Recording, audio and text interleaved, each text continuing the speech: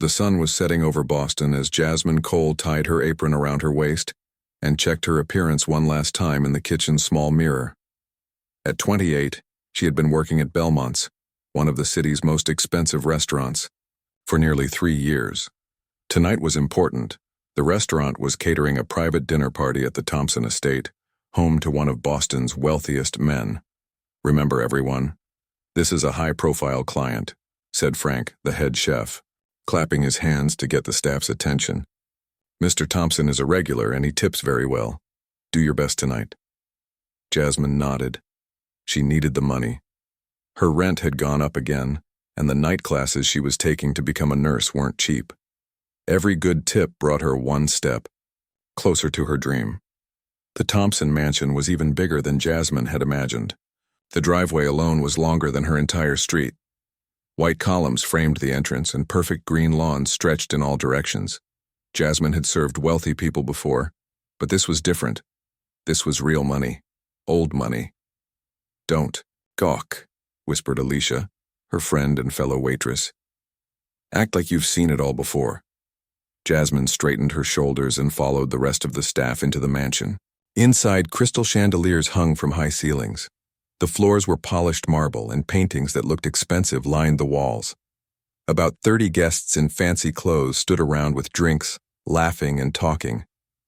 "Jasmine, you take the left side of the room," instructed Peter, their supervisor. "Offer champagne first, then take drink orders." Jasmine picked up a tray of champagne glasses and began moving through the crowd. Most guests barely looked at her as they took drinks. From her tray, she was used to being invisible. Sometimes being invisible made the job easier. She was nearly finished with her first round when a tall man with silver hair approached her. "Thank you," he said, taking a glass. Unlike the others, he looked directly at her face and smiled. "I don't think we've met before. I'm Eric Thompson." Jasmine was surprised. The owner of the house rarely spoke directly to the serving staff. "Jasmine Cole, sir. It's my first time working at your home." "Well, Jasmine, welcome. I hope everyone is treating you well."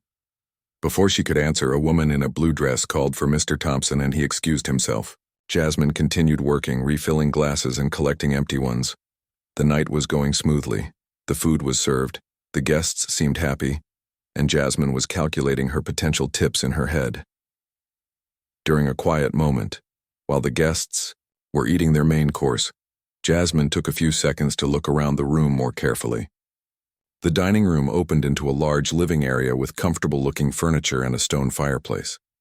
On the mantel above the fireplace stood several framed photographs. Jasmine's eyes moved from one photo to the next, not really seeing them. Until suddenly she did. Her hand froze mid-air. Her heart seemed to stop, then race.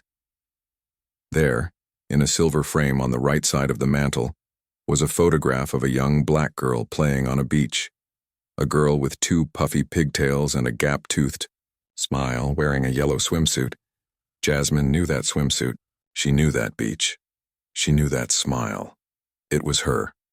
She was looking at a photograph of herself as a child. A photograph she remembered being taken. She must have been about 7 years old in the picture. It was from a rare day trip to Revere Beach with her mother, just months before her mother died of pneumonia. How was this possible? How could a picture from her childhood be sitting on a millionaire's fireplace mantel? A man she had never met before tonight? Jasmine didn't realize she had walked closer to the fireplace until she was standing right in front of it. She reached out a trembling hand toward the photograph. "Refills on table 3, Jasmine." Peter's voice startled her.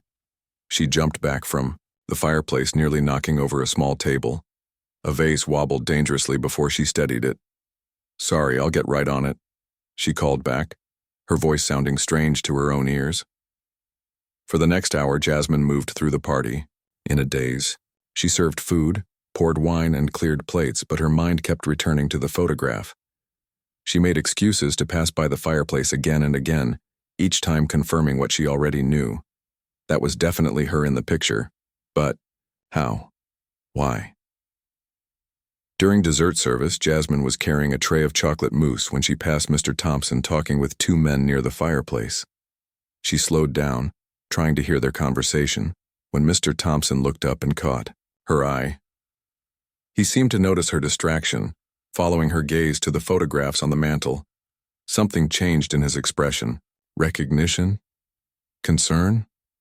Before Jasmine could decide, she realized she had stopped walking completely. The desserts on her tray shifted, and before she could steady herself, a glass of chocolate mousse slid off the tray and crashed to the floor. The sound of breaking glass made everyone turn. Chocolate and glass fragments splattered across the expensive carpet. "I'm so sorry," Jasmine said, her face burning with embarrassment. She knelt down immediately to clean up the mess. "It's quite all right," Mr. Thompson said, coming over. "Accidents happen." But there was something in his voice that made Jasmine look up. He was watching her face carefully, studying her. Did he know?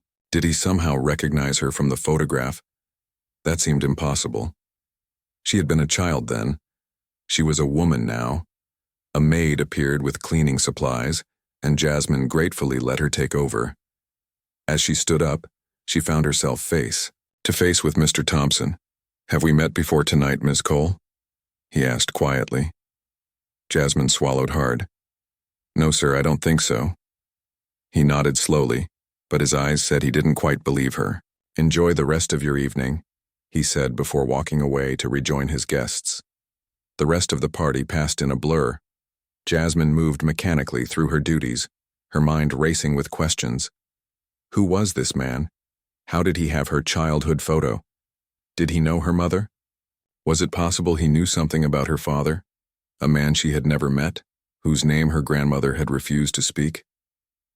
By the time the last guest left and the catering team was packing up, Jasmine had made up her mind. She needed answers. "Hey, you okay?" Alicia asked as they loaded dishes into the van. "You seem out of it." Jasmine hesitated, then decided to trust her friend. "That man, Mr. Thompson, he has a picture of me as a kid on his fireplace." Alicia's eyes widened. "What? Are you sure?" "Positive, it's from when I was 7, at the beach with my mom." "That's weird. Really weird. Did you ask him about it?" Jasmine shook her head. "No, but I'm going to find out why." As the catering van pulled away from the Thompson estate, Jasmine looked back at the mansion glowing with warm light against the night sky. Somewhere inside those walls was a piece of her past, a connection to something she didn't understand yet, and somehow she knew her life would never be the same again. Jasmine couldn't sleep that night. Every time she closed her eyes, she saw the photograph on Mr. Thompson's mantel. She tossed and turned in her small apartment, her mind filled with questions that had no answers. The next morning, she woke up early despite her late night. She made herself a cup of coffee and sat at her kitchen table, staring out the window at the gray Boston sky. She needed to know more about Eric Thompson. Jasmine opened her laptop and typed his name into the search engine. Hundreds of results appeared. Eric Thompson was 56 years old and the owner of Thompson Technologies, a company that made medical equipment. He was worth over $300 million. He had started his company 30 years ago and built it from nothing. There were pictures of him at charity events, business meetings, and award ceremonies. In most of them, he stood next to a beautiful woman with blonde hair. According to the articles, her name was Diane Thompson, his wife of 20 years. They had 2 children, a boy and a girl, both teenagers now. Jasmine searched for older information, anything from before she was born. She found that Eric Thompson had gone to Harvard University. That's when she stopped and sat back in her chair. Her mother had also gone to Harvard on a full scholarship. Could that be the connection? Her phone rang, interrupting her thoughts. It was Alicia. "Did you find anything?" Alicia asked without saying hello. "Not much," Jasmine said. "He went to Harvard. My mom did too. You think they knew each other?" "Maybe. But why would he have a picture of me? Not of me and my mom together, just me." "I have an idea," Alicia said. "Peter told me that Mr. Thompson has requested the same catering team for a lunch party this weekend. I can switch shifts with you so you can work it." Jasmine's heart beat faster. "You would do that?" Of course, you need answers, and this is your chance. After thanking Alicia, Jasmine called her grandmother. Mary Cole was 82 now and lived in a nursing home across town. Jasmine visited her twice a week. If anyone might know something about Eric Thompson, it would be her grandmother. The nursing home smelled like cleaning products and old food. Jasmine found her grandmother sitting in the common room, watching a game show on TV. "Grandma," Jasmine said, kissing the old woman's cheek. "How are you feeling today?" "Same as yesterday," Mary said. "Old and tired." They talked about small things for a while. Jasmine told her about her nursing classes and her job. Then, as casually as she could, she asked, "Grandma, did Mom ever mention someone named Eric Thompson when she was alive?" Mary's face didn't change. "Don't think so. Who's that?" "Just someone I heard about. He went to Harvard when Mom did. Your mother knew a lot of people at that school, smart people, but she didn't talk about them much after she got sick." Jasmine tried another approach. "Do you have any pictures of me at the beach, from when I was little?" Mary thought for a moment. "There might be some in those old photo albums." "Why?" "Just wondering." "I was trying to remember something." Her grandmother gave her a look that said she didn't quite believe her, but she didn't push. "Those albums are in my old trunk, the one in your closet." When Jasmine got home, she pulled out the trunk from her closet. It was full of things her grandmother had saved when she had to move to the nursing home. At the bottom were 3 photo albums with faded covers. Jasmine opened the first one and began turning pages. There were pictures of her mother as a young woman, beautiful and serious in her Harvard sweatshirt. Pictures of Jasmine as a baby. And then she found what she was looking for. A day at Revere Beach. Jasmine recognized the yellow swimsuit right away. There were several photos from that day. In one, she was building a sandcastle. In another, she was eating an ice cream cone. And there it was, the exact same photo that was on Eric Thompson's mantle. Jasmine in the water, laughing with waves splashing around her. She looked at the next page and froze. There was another photo from the same day, one she had never noticed before. Her mother was sitting on a beach towel, and beside her was a young man. His face was partly turned away from the camera, but Jasmine could see enough to recognize him. It was Eric Thompson, 30 years younger. The phone rang again. It was Peter from work. "Jasmine, I heard you're taking Alicia's shift for the Thompson lunch on Saturday." "Yes, if that's okay." "It's fine, but I wanted to tell you something strange.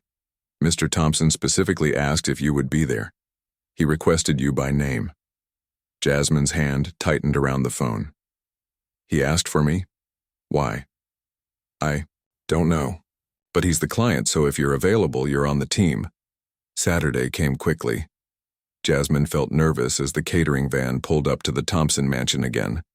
This time the event was smaller, just a lunch for 10 people, all business. Associates, according to Peter. Jasmine was putting out water glasses when Eric Thompson walked into the dining room. He stopped when he saw her. "Ms. Cole, thank you for coming today." "Thank you for requesting me, Mr. Thompson," Jasmine said, trying to keep her voice steady. "Would you have a moment to speak privately before the guests arrive? Perhaps in my study?" Jasmine looked at Peter, who nodded. "Of course." She followed Mr. Thompson down a hallway lined with more photographs. He opened a door to a large room with bookshelves covering the walls. More photos sat on his desk. "Please, sit down," he said, pointing to a chair. Jasmine sat, her hands folded tightly in her lap. Mr. Thompson remained standing. "I think you know why I asked to speak with you," he said. "The photograph on your mantle," Jasmine said. "It's me, from when I was 7 years old." Mr. Thompson nodded. "Yes, it is. I've had that picture for many years." "How? Why?" Jasmine asked. "Did you know my mother, Vanessa Cole?" A look of pain crossed his face. "Yes, I knew Vanessa very well." "From Harvard?" "Yes. We were in the same class." He walked to his desk and picked up a framed photo, handing it to Jasmine. It was her mother, young and beautiful, standing next to Eric Thompson. They were both wearing graduation gowns and smiling at the camera.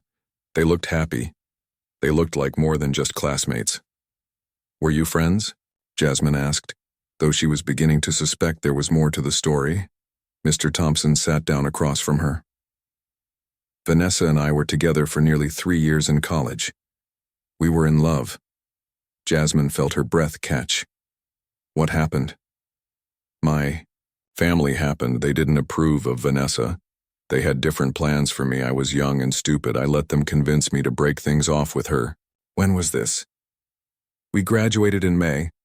We broke up in June." He looked directly at Jasmine. "You were born the following March." The room seemed to spin around Jasmine. She gripped the arms of her chair to steady herself. "Are you saying I didn't know?" Mr. Thompson said quickly. "I swear I didn't know Vanessa was pregnant when we broke up. She never told me. By the time I found out she had a daughter, years had passed. She was sick by then. And after she died, I lost track of you in the system. How did you find me now?" "Pure chance. One of my employees mentioned Belmont's had excellent catering. When I saw your name tag that night, something seemed familiar. And then I saw how you looked at that photograph. I knew." Jasmine stood up suddenly. "I need to go." "Please," Mr. Thompson said, also standing. "There's so much more to tell you. I can't do this right now. I have to work." "Of course, but please, will you come back? Will you let me explain everything?" Jasmine paused at the door. "I don't know. I need time to think." As she walked back to the dining room, her legs felt weak. The man in that study, that wealthy stranger, might be her father. The father she had never known. The father her grandmother refused to talk about. And if it was true, it would change everything. Jasmine somehow made it through the rest of her shift at the Thompson mansion. She poured water, served food, and cleared plates with a smile that felt frozen on her face. Inside, her mind was spinning. Could Eric Thompson really be her father? The father she had always wondered about but never knew? When the catering van finally left the Thompson estate, Jasmine felt like she could breathe again. Alicia was waiting for her at the restaurant. "So? What happened?"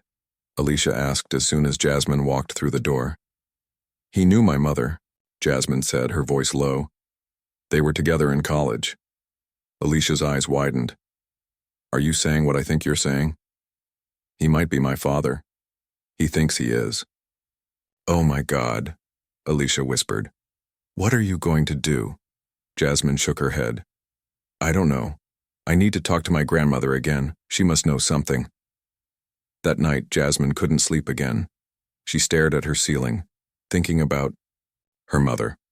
Vanessa Cole had been brilliant and determined. She had won a full scholarship to Harvard, graduated with honors, and had been on her way to medical school when she got pregnant with Jasmine. She never complained about how her life had changed. She worked 2 jobs to support Jasmine, always, telling her daughter that she was the best thing that ever happened to her. And then, when Jasmine was 8, her mother got sick. What started as a simple cold turned into pneumonia. Her body, weakened from years of hard work and not enough rest, couldn't fight it off. She died in the hospital with Jasmine and Grandma Mary by her side. Jasmine had always believed that her father was just some college boyfriend who ran away when her mother got pregnant. That's what her grandmother had implied, on the rare occasions, when she mentioned him at all. But if Eric Thompson was telling the truth, he never even knew about Jasmine. The next day, Jasmine went back to the nursing home. This time she was determined to get answers. "Grandma," she said, sitting close to Mary's chair, "I need to ask you about my father." Mary's face closed up like a door shutting. "Why are you asking about him now?" "Because I think I met him. Eric Thompson. He says he and Mom were together at Harvard." Mary was quiet for a long time. Then she sighed. "Yes, they were together. He was her big college love story. Why didn't you ever tell me? What was there to tell? He broke your mother's heart. His rich family didn't want him with a poor black girl from Roxbury. They had plans for him. Important plans that didn't include Vanessa. Did he know about me?" Jasmine asked, her throat tight. Mary looked away. No, your mother never told him. She found out she was pregnant after they broke up. She was too proud to go running. To him, she said she could raise you on her own, and she did. Until she died, Jasmine said softly. Yes, until she died. And then I raised you. We did fine without him and his money, didn't we? Jasmine took her grandmother's hand. Yes, Grandma, we did fine. But don't you think I had a right to know? Mary's eyes filled with tears. Maybe, but I was so angry at him for so long, and then too much time had passed, I didn't know how to tell you. Jasmine hugged her grandmother and promised to visit again soon. As she left the nursing home, she checked her phone. There was a message from an unknown number. Ms. Cole, this is Eric Thompson. I got your number from the catering company. I understand if you need time, but I hope we can talk again. There's so much I want to tell you. Please call me when you're ready. Jasmine's finger hovered over the delete button.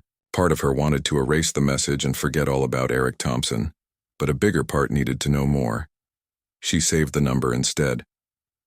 3 days later, Jasmine called Eric Thompson. Thank you for calling, he said, sounding relieved. Would you be willing to meet somewhere? Maybe for coffee? They agreed to meet at a small cafe halfway between Jasmine's apartment and the Thompson office building. Jasmine got there early and chose a table in the corner. When Eric Thompson walked in, several people turned to look. He was wearing an expensive suit and looked like he belonged in a fancy restaurant, not a simple cafe. Thank you for meeting me, he said, sitting down across from her. I want to know the truth, Jasmine said. All of it. Eric nodded. That's fair. What do you want to know first? Tell me about you and my mother. Eric's face softened. Vanessa was the smartest person I ever met. We had the same economics class freshman year. She always asked the best questions. I was too nervous to talk to her until sophomore year, when we were assigned to the same study group. As he talked, Jasmine could see that his feelings for her mother had been real. He described their study dates that turned into real dates, how they would spend hours talking about books and ideas, how Vanessa challenged him to think differently about the world. We were planning a future, Eric said. At least I thought we were, but my family had other ideas. My father had built his business from nothing. He wanted me to take over someday. He didn't think Vanessa fit into that picture. Because she was black, Jasmine said flatly. Eric looked down at his coffee. Yes. And because she came from a poor family. My parents were snobs. They thought Vanessa wasn't good enough for me. And you believed them? No, but I was weak. They threatened to cut me off, to take away my trust fund, to disown me. I had never lived without money. I was scared, so I broke up with Vanessa. And you never knew she was pregnant with me? Eric shook his head. Never. I tried to call her a few times after we broke up, but she wouldn't talk to me. I went to her apartment once, but she had moved. I got caught up in my own life. My father pushed me into the business. I met Diane, we got married, had kids, built the company. So when did you find out about me? About 10 years ago. I ran into one of Vanessa's old friends at a charity event. She mentioned that Vanessa had passed away years before, but that she had left behind a daughter.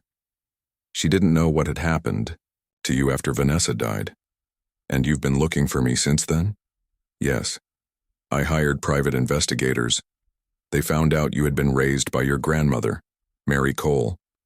But by the time I located her, she had moved to the nursing home. No one there would give me information about you. Patient privacy rules. Jasmine thought about this. For 10 years, this man had been searching for her.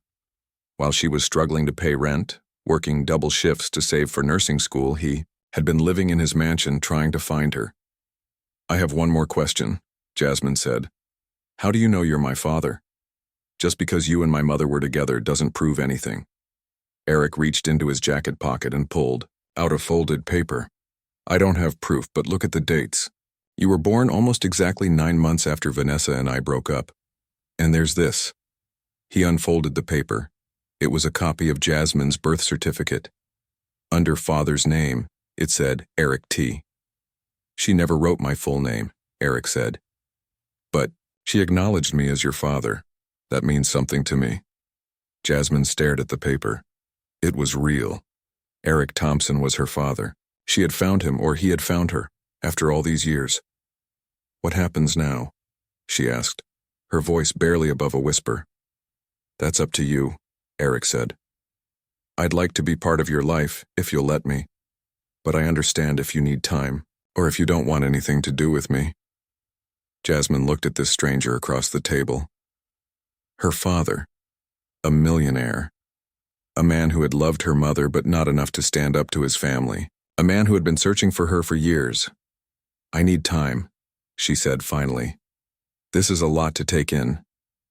Of course, Eric said. Take all the time you need. I've waited 10 years to find you.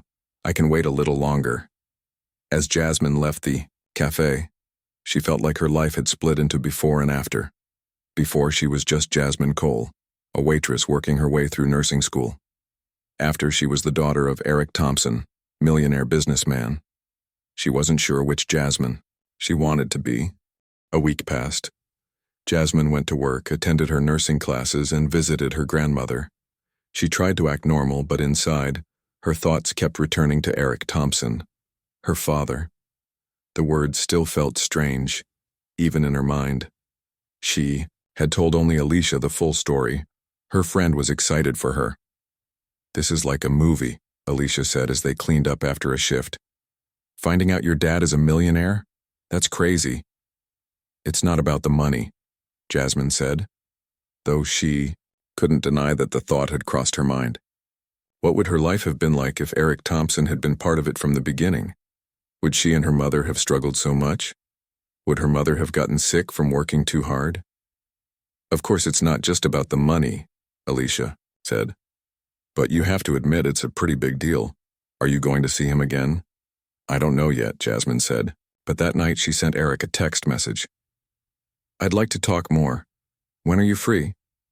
His reply came almost immediately. I'm free tomorrow evening. Would you like to come to the house? You could meet Diane, my wife. She knows about you. Jasmine wasn't sure she was ready to meet his family, but she agreed. The next evening, she took the bus to the wealthy part of town and then walked the last few blocks to the Thompson mansion. It felt strange to approach the front door instead of the service entrance she had used as a waitress. A woman answered the door. She was in her early 50s, blonde and elegant in a simple blue dress. She smiled warmly at Jasmine. You must be Jasmine. I'm Diane. Please come in. Diane Thompson was nothing like Jasmine had expected. There was no coldness, no suspicion in her manner. She led Jasmine to a comfortable sitting room, not the formal living room where Jasmine had first seen her photograph. Eric will be down in a minute, Diane said. He's just finishing a phone call. Can I get you something to drink? Tea? Coffee? Water is fine, thank you, Jasmine said. When Diane returned with the water, she sat across from Jasmine. I want you to know that I'm very glad Eric found you. He's been looking for you for so long. You knew about me? Jasmine asked, surprised. Yes. Eric told me about Vanessa early in our relationship, and when he found out about you 10 years ago, he told me right away. I've supported his search for you. We both have. Before Jasmine could respond, Eric entered the room. He looked different in casual clothes, jeans and a sweater instead of a business suit. Jasmine, thank you for coming, he said. I see you've met Diane. Yes, Jasmine said. She was just telling me that she knew about me. Eric sat down next to his wife. No secrets between us. That's been our rule from the beginning. They talked for a while about simple things. Jasmine's nursing school, the restaurant where she worked, the weather. It was strange how normal it felt, sitting in this mansion talking to these wealthy people who were in some way her family. Finally, Eric said, There's something important I want to show you, if you're ready. He led Jasmine to his study, the same room where they had first talked. But this time he opened a drawer in his desk and took out a thick folder. These are all the things I've collected about you over the years, he said, handing the folder to Jasmine. The investigators I hired found school records, newspaper clippings from when you won that science fair in 6th grade, Your high school graduation announcement. Jasmine opened the folder with shaking hands.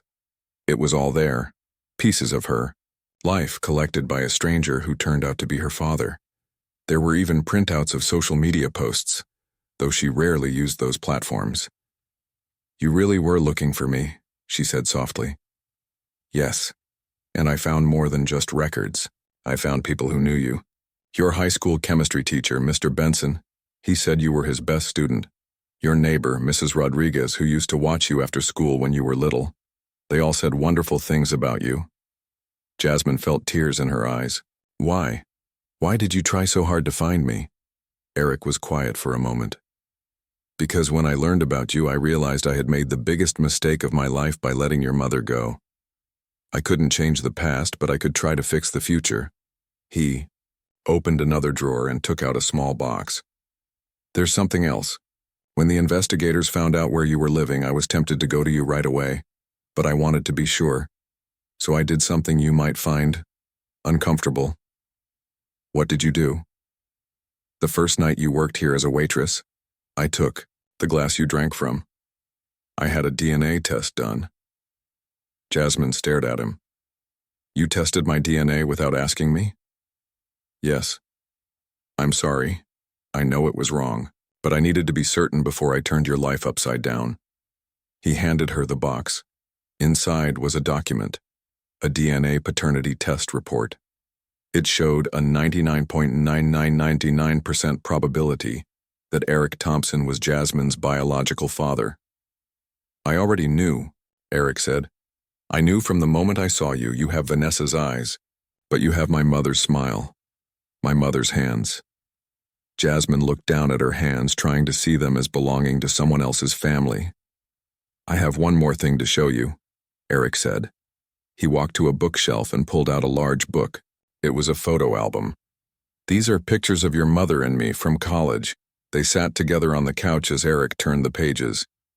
There were dozens of photos. Vanessa and Eric in the Harvard yard, at a football game, studying in the library, laughing at a party. They looked young and happy and in love. Your mother was amazing, Eric said. She was going to change the world. Changed mine, Jasmine said. She was the best mom. I wish I had known her as a mother. I wish I had known you as a child. Eric's voice broke. I miss so much. Jasmine didn't know what to say. Part of her wanted to comfort this man who had lost so much. Another part still felt angry at him for choosing his family's approval over her mother's love. I want you to know, Eric said, that I've set up a trust fund for you. It was established 10 years ago when I first learned about you. It's been growing ever since. There's enough money there for your nursing school, for a house, for whatever you need. Jasmine felt a flash of anger. I don't want your money. It's not about making up for the past. It's about giving you the future you deserve. The future Vanessa would have wanted for you. I've done fine on my own. My grandmother and I managed without your help all these years. I know you did. You're strong, like your mother. But please think about it. This isn't charity, it's your birthright. Jasmine stood up. It was too much. The DNA test, the photos, the trust fund. Her emotions were all mixed up. Anger, confusion, hope, fear.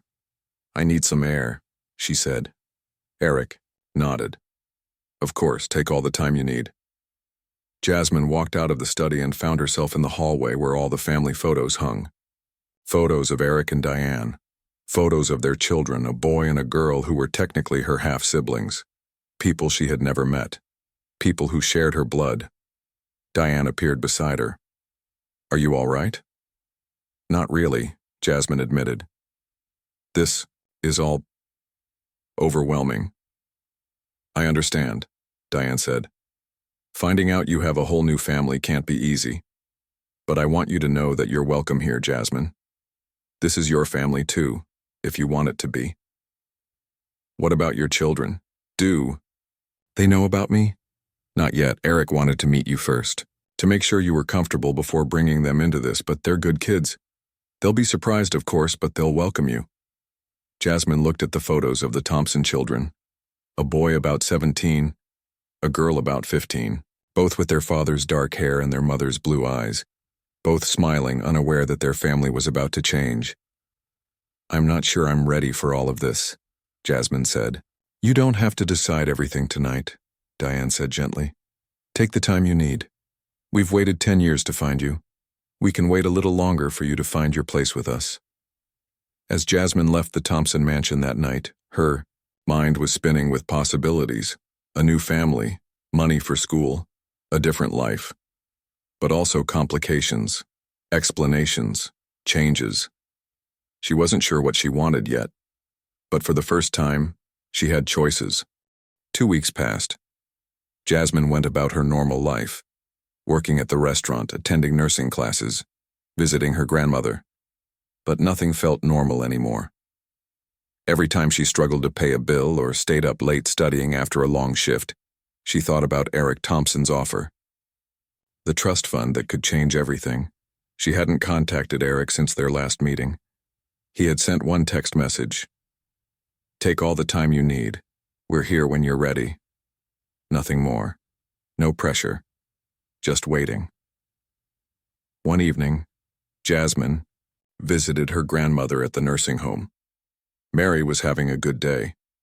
Her mind was clear and she was sitting up in a chair instead of lying in bed. "You look tired," Mary said, studying Jasmine's face. "Are you working too much?" "I'm fine, Grandma," Jasmine said. "Just busy with school and work." Mary nodded. "You work too hard, just like your mother." Jasmine took a deep breath. "Grandma, I need to talk to you about something important, about Eric Thompson." Mary's face tightened, but she nodded for Jasmine to continue. "I've met with him a few times now," Jasmine said. "He showed me a DNA test. He's definitely my father." "I never doubted that," Mary said. "I just didn't think you needed him. He's offered to help me financially, a trust fund for my education." Mary was quiet for a long time. Finally, she said, "What are you going to do?" "I don't know.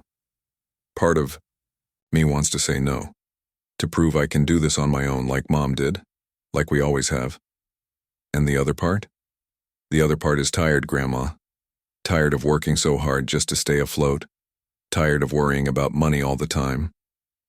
Mary reached out and took Jasmine's hand. Her fingers were thin and spotted with age, but her grip was still strong. "Listen to me, Jasmine. Your mother was the strongest person I ever knew. She didn't take Eric's help because she didn't know about you when they broke up. And after, she was too proud, too hurt. But she wouldn't want you to struggle if you didn't have to. You think I should accept his help? I think you should do what's right for you, not for me, not for your mother's memory, not even for Eric Thompson. For you." Jasmine hugged her grandmother, feeling the thin shoulders under her hands. Mary had done her best to raise Jasmine after Vanessa died. She had worked as a housekeeper until she was too old to continue. She had never complained. She had never asked for help. But maybe it was time for things to change. The next day, Jasmine called Eric. "Can we meet? I'd like to talk." They met at the same cafe as before. Eric was already there when Jasmine arrived, sitting at the same corner table. "Thank you for calling," he said, as Jasmine sat down. "How have you been?"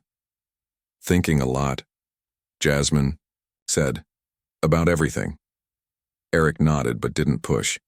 He waited for her to continue. "I've decided to accept your help with my education," Jasmine said. "But I have conditions." "Of course. Anything." "First, I want to finish nursing school on my own terms. I don't want to quit my job. I need to earn my way." "I understand." "Second, I want to help my grandmother. She needs better care than what she's getting at that nursing home. She worked hard her whole life. She deserves better." Eric's eyes softened. "Yes, she does. I'll make all the arrangements, the best care facility, the best doctors." "And third," Jasmine said, "I want to take things slow with us, with being part of your family. I'm not ready to meet your kids yet or come to family dinners. I need time." "We'll go at your pace," Eric promised. No pressure. They talked for another hour, not about money or the past, but about small things. Jasmine's favorite books, Eric's work, places they had both visited. It was easier now, more natural. As they were getting ready to leave, Eric said, "There's one more thing I'd like to offer, but it's completely up to you. I have a friend who runs a program at Boston Memorial Hospital. It's for nursing students, a special internship. It's very competitive, but I could recommend you. Only if you're interested." Jasmine hesitated. Would I be getting it because of high grades in work or because of who my father is? You'd get an interview because of my recommendation, Eric said honestly, but you'd get the position based on your own merit. My friend doesn't do favors, even for me. He only takes the best. Jasmine thought about it. I'll think about it. 3 months later, Jasmine stood in front of Boston Memorial Hospital, wearing new scrubs and a nervous smile. She had aced the interview for the internship program. The director had been tough but fair. He had grilled her on medical procedures, patient care, and emergency protocols. But she had been ready. All those late nights studying had paid off. Her phone buzzed with a text message. It was from Eric. "Good luck today. Proud of you." Jasmine smiled and texted back, "Thank you." Things had changed in those 3 months. Mary had moved to a beautiful care facility where she had her own room with a view of a garden. Jasmine had moved to a safer apartment closer to school. She still worked at the restaurant, but only 2 shifts a week now instead of 5. And she had started to get to know the Thompsons. Diane had become a friend, meeting Jasmine for coffee once a week. They never talked about the past, only the present and future.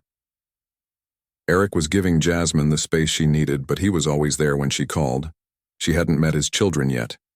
That was still too complicated, but she had agreed to come to dinner next month, a first step. As Jasmine walked through the hospital doors for her first day, she thought about how much her life had changed in just a few months. All because she had noticed a photograph on a mantelpiece. All because she had been brave enough to ask questions, to seek the truth. Her mother had always told her that the truth was worth finding, even when it was hard, even when it hurt. Vanessa had been right, as she so often was. Jasmine's phone buzzed again. This time it was from Alicia. "Knock 'em dead. Nurse?" Jasmine smiled again. Some things hadn't changed. She still had her old friends. She still had her grandmother. She still had her dreams. But now, she also had possibilities she had never imagined. A future that wasn't limited by money or circumstances. A family she was just beginning to know. A father who had spent 10 years looking for her. At the nurse's station, a woman in a crisp white coat looked up. "Jasmine Cole, welcome to Boston Memorial. We're excited to have you in our program." "Thank you," Jasmine said. "I'm excited to be here." As she followed the woman down the hospital corridor, Jasmine felt a sense of peace wash over her. She didn't know exactly what the future would bring. She didn't know if she would ever feel completely comfortable in Eric's world. She didn't know if she would ever fully understand the choices her mother had made, but she knew who she was. Jasmine Cole, Vanessa's daughter, Mary's granddaughter, Eric's daughter too, in a way she was still figuring out. A student, a waitress, soon, nurse. A woman with a past she was just discovering and a future she was building day by day. She was no longer just the black waitress who had seen her childhood photo in a millionaire's house. She was so much more than that, and she was ready for whatever came next.